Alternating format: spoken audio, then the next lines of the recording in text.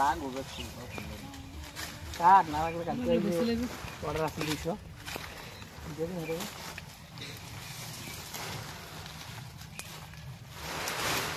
এই গোতমালা লাগবে তো 500 ডিসি 600 আর রয়ে গেছে 200 আমার পথে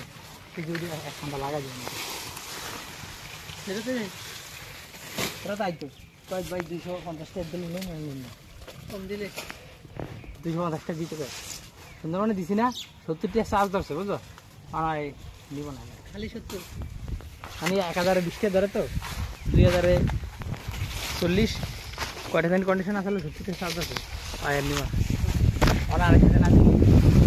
কখন মাথা করবো না আর দেই আবার সব জলে এনে কত জানি আপনার